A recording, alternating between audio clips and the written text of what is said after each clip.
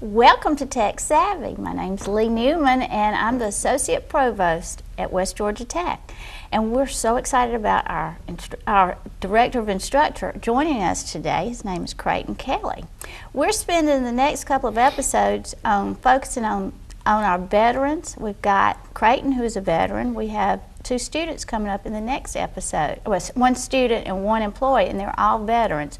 And so my plan is to let you know, our viewers know, that how it all blends together, how the military service and what all they learned in the military, and now what they're learning and what they're doing at West Georgia Tech all blends together.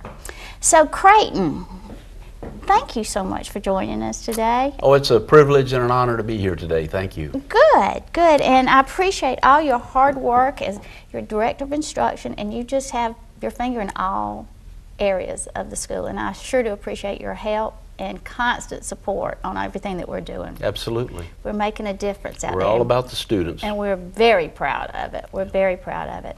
I want to start by talking about your background in your military, because we thank you very much to start off with for your service. We all just very appreciate what you've done and what all the veterans do. And we just don't tell y'all enough. And we shouldn't just wait till November and Veterans Day to let you know. But thank you very much for your service. Thank you for recognizing that. Well, tell me about your experience and when did you serve? What did you do? I want some details. Okay. I'm of the last lottery class of the draft for Vietnam. My number was 63 and they chose 65 that year. I chose not to take a deferment while I was in college because my father had served in Italy and earned a Bronze Star. Oh. So I was very compassionate about it. The country called and needed my service. Before I finished college, I would abide. So I was drafted in 1972, went into basic training in October. They crash coursed us for 6 weeks to get us out for Christmas to deploy to Vietnam. And of course, the Christmas announcement of 1972 by President Nixon saying Vietnam was coming to an end changed that. So I moved on to Fort Gordon, Georgia, and took Augusta. Took a 1-year-long intensive cryptology course, which is the security component of communications. Spent a year there learning that. And so you know code. I know code. I know Morse code. Ooh, that's right. Do we still use it? We don't. It's not an official method now, but if you ever needed it, you would. You will find survival people that tell you, Morse code's a pretty good thing to know. Right, so, it is. So it's diddy-da-da-diddy for SOS. So. That's good. So I learned that, and that was in the olive drab green uniform. So I've seen all 5 uniforms since my service, all the way up to the digital desert marine colors of today. I've also lived through the don't ask, don't tell policy. That has now been rescinded, and now you understand that the headgear is being made unisex. Had it been decided? Yes, the Marines would like to spend $8 million buying that. So we went from baseball caps to berets and then back to soft caps. And now we're going to have a unisex cap. So, how special. So we went from olive drab to battle dress uniform, which was the green and black and brown, big camouflage for woodland, as they called it, for Germany, because we went from Vietnam, where soldiers were not only not recognized, but really disrespected. I have been spit on. To the Cold War era that Ronald Reagan brought about, and we fought from a position of strength, and that ended the Cold War. Was certainly one of the assets of that. And then, of course, to Desert Storm, and I served during that time, deployed to Germany, but not to Iraq. Good. But I have been in a lot of countries with the military, particularly in the Far East, Egypt, Turkey, those places, and retired in 1996, the year of the Olympics. And it's a young man's game. There's no question about it. But that is impressive. The things the military brought to me were leadership, because I was fortunate. I started as a private, rose to the rank of sergeant, was commissioned as a second lieutenant, rose to the rank of major before I retired, and was fortunate to command a company of 250 troops. Wow. And deploy them to the West Coast to support the training exercise for the Desert Storm invasion by setting our signal operations from Seattle, Washington to Tijuana, Mexico. So that's over my head. But it was an amazing trip and experience to train our soldiers about being in foreign areas. So because there's a lot of cultural differences that they need to be prepared for. And that's one of the things that I spoke about. The military teaches you about living with diversity. We're all humans. It doesn't matter the color of our skin, the nature of our accent. We're all humans, and we must learn to be together. And in a company of 47 Puerto Ricans, 4 African Americans, and 2 whites, I was suddenly the minority. And we lived that way for 6 weeks. So I learned to make some adjustments. And, well, you realize everybody brings a different background and different experience. If you've got 50 some odd people there, they all have a different story. Yes. And so much, you can learn so much from so many different people that way. That's correct. If you practice what Stephen Covey says, empathetic listening, you can hear. Yeah, and learn from it and too. Learn. That's correct. Good, good. Well, so what are some specific skills that you learned in the military? Well, leadership was certainly one of the keys. Diversity in the human resource side, discipline, certainly one of those things, and the fact that sometimes you have to do things you really don't like to do. You know, hiring a person is a beautiful thing.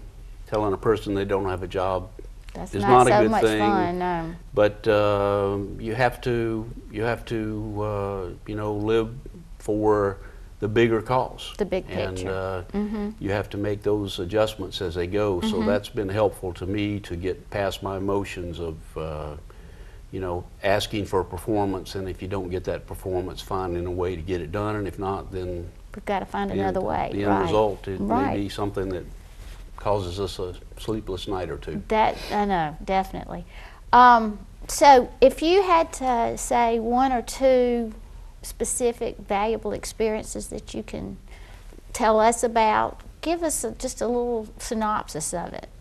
What happened that, you know, made the biggest difference to you in your career and your next steps in your career? Well, the military component that evolved in my life evolved at the same time I was finishing my college career as an engineer from Clemson.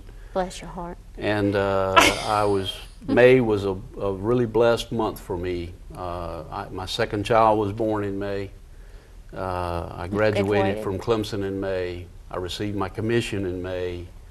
All in 1 year. Big deal. So it was really nice. And it all balanced out so well too. And I began my career with Milliken, which that was my next question. Which was a 30-year career, and certainly co-joining those. And I would take extended leave periods to do some military activities that were required if we went to Turkey or Egypt or whatever. And with Milliken, I went in the engineering area. Then I moved into production management, and then ended up in business management in the global field of clean rooms. Right. And that was quite an experience. early in the clean room business, isn't it? That was when it was very, very profitable. Right. Yeah. Right. And now we've seen it go to commodity almost. Yeah, yeah. And that's a perfect example of why, you know, too many people think that industrial settings and environments are nasty and dirty and greasy and hot. But now everything's a clean environment. Super clean, yes. It's all super clean. And if you've anyone that's toured Kia or one of their suppliers sees, it has to be clean. Housekeeping is a priority. It has to be. And they've learned that quality is #1. However, safety is also right there number with one, it. yeah. It has to be One and one. equal, unequal. And housekeeping and orderliness is a part of safety. So it's all important, you know. But I think that's probably one of the drawbacks or one of the barriers to having people in our industrial programs is because they still have the idea of the old manufacturing it. correct. Well, in the next portion of our episode, we're gonna talk about what you're doing at West Georgia Tech. Great. What's happening at West Georgia Tech, the new stuff. I mean, we've got so much stuff going on out there. It's so exciting, and we're making such a difference in our students' lives. And I mean, our instructors are so important and valuable. It's just, I'm so proud of what we're doing out there. It's a wonderful place to be, and our student population is typically a mature student that knows that education is important, and it's the right place to be. And the good news is our employers recognize that. Exactly. I mean, that's where we're making the difference, is we're providing. Unfortunately, the supply of students and graduates doesn't meet the demand, but we're certainly going to work on that, aren't we? Exactly. That's right. All right, we'll be back in a minute after a break, and we'll be discussing all the excitement that we have going on at West Georgia Tech. My name's Leigh Newman. I'm Associate Provost, and you can always check out what's going on at West Georgia Tech on www.westgatech.edu. And we'll see you back in just a minute.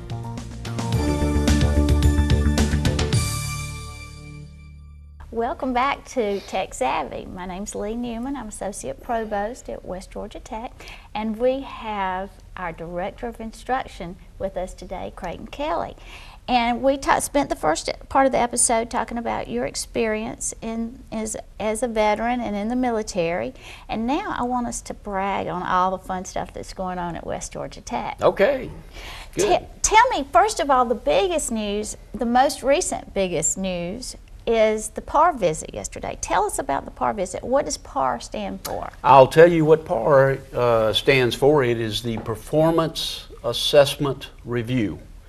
And that is a piece of the performance assessment system.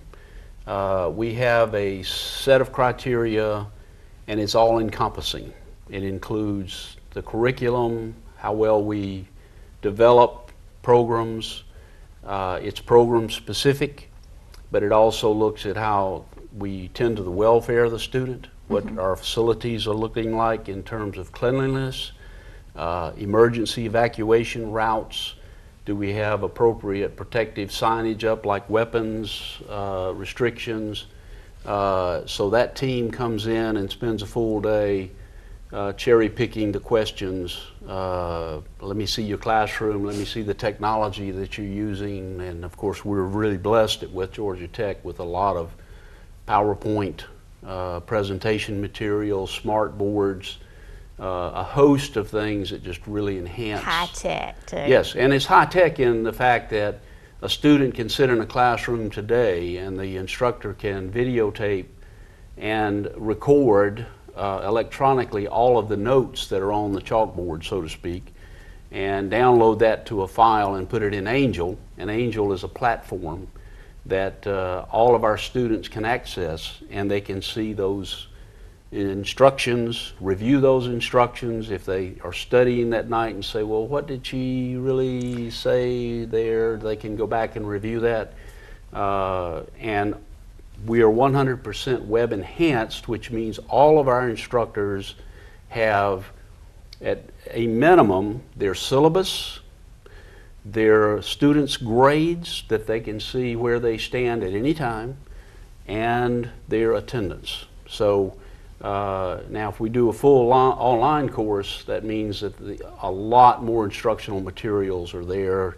There's a learning repository of items that are there, videos. For instance, criminal justice would have videos embedded about how to make an arrest, or the proper procedure to investigate for drugs, or how to bring in canine units it just goes on and on. So I would have made so much better grades had I had all that technology background, but I, of course, was in college when they had the cards and the computers right. instead of the, so in other words, all right, first of all, before you tell us the results, tell us who serves on the PAR committee. Okay.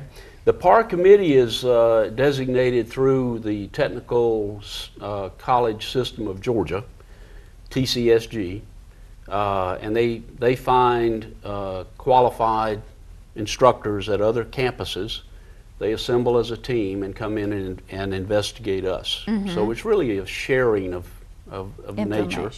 What are you doing? What have I see that? What am I seeing that I'm doing that maybe I could help you with? Peer review is what it is. It's in essence, it's a peer review. But the thing I like about it is it's all encompassing, so it gets into the safety issues and all of that. The good news is from yesterday's audit is we had a very excellent result. We had no negative findings. In fact, we had no findings at all.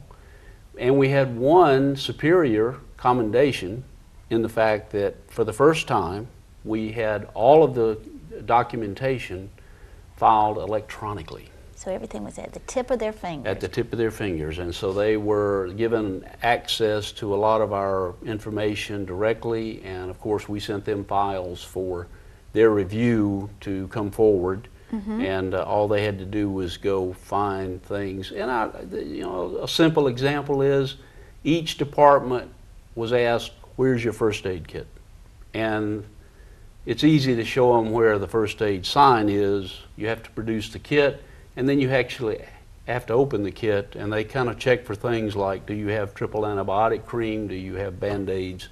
So that gives you an essence of the detail. It's very specific, but it's so important. Very important, yes. Making sure that the student's taken care Correct. of. And we are providing everything that they need. That's correct. That is so exciting, and congratulations, because I know how hard you've been working on it. And our faculty has been working very hard. Excellent set of faculty. They truly focus on the students' needs. They didn't complain one bit about doing it because they knew how important the results were. And they knew they were prepared because we practice these things every day. So it wasn't anything like we had to rush to get done. We didn't have to make any adjustments. That speaks volumes about our faculty. And so, all right. Tell me, say right now are we in the middle of the semester, or are we getting close to the end? What's going on now? Well, we're merging into the spring. We will finish the fall session here around the 6th of December. Okay. Close out the books on the 10th. Spring registration's going on now, and we have all of our programs, and we're a full service campus. Okay, we have everything from the trade and tech, which includes industrial mechanical, electronics, automotive, air conditioning, drafting, and then you can move into the general education, where we have the 27 courses from the Board of Regents that we instruct that are transferable directly to a Board of Regents school. We move to our health sciences area, where we have a lot of students competing for a few spots for the registered nurse program. That we offer on our campus? On our campus, that's correct. And admissions has just been completed for the next term, the freshman group that will be coming in the fall. Next fall. Next fall. We have a senior group that will graduate in late summer. We also have the licensed practical nurse LPN program on our campus. We have the nurse's aide program, which is now required in order to be considered for the registered nursing program. Right. I think that's a great move. Yes. Great And move. we have dual enrollment in the nurse's aide program. And the really nice thing about the nurse aide program is that's a certificate that leads to you having access to a state test.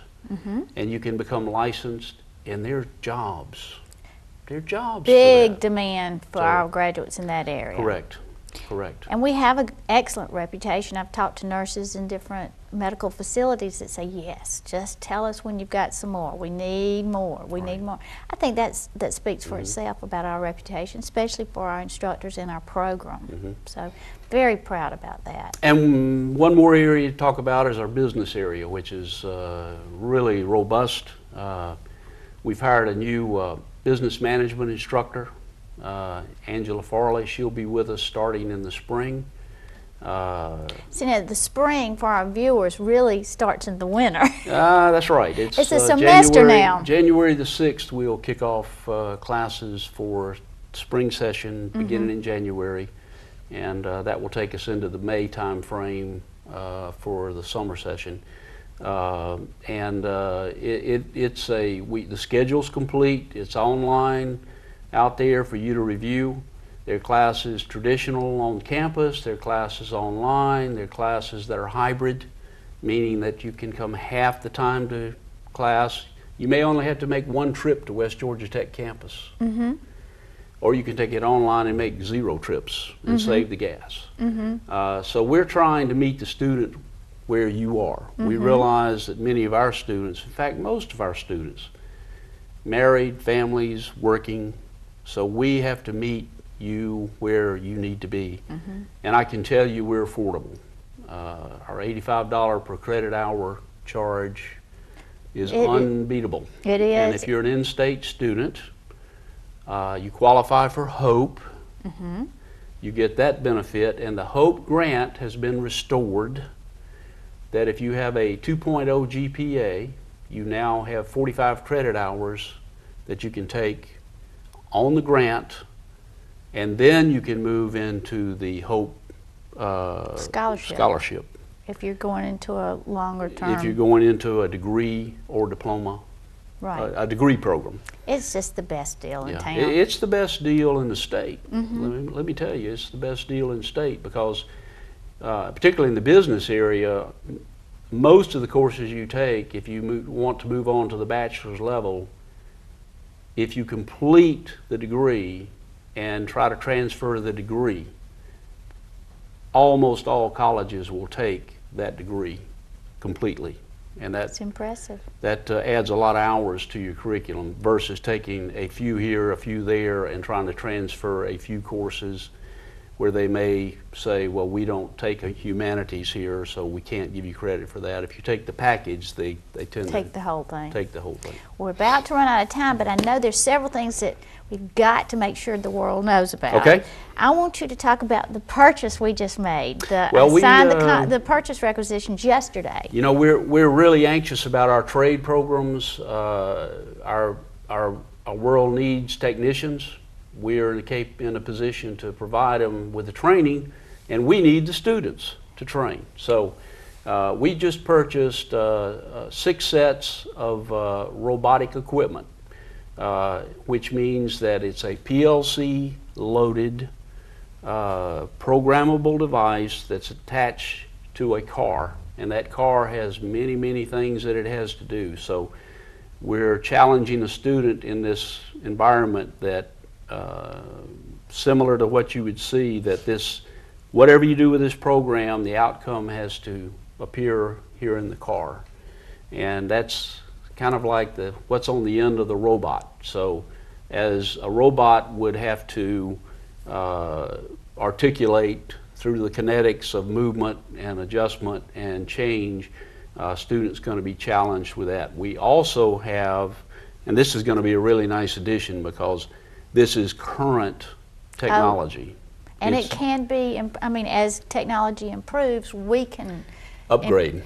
Exactly. So it's going to be top of the line. Top of the First line. class, what you're going to run into in the field equipment. Well, when we get that equipment, I want you to come back, and we'll probably get Mr. Biaggi to come back and talk about it. Oh, we'll have a video and have some fun with that. We might teach a little bit on it too. Go. Well, Creighton, we've run out of time. I sure do appreciate you being on here today. We've had a good time. I wish we could continue on. It needs to be longer.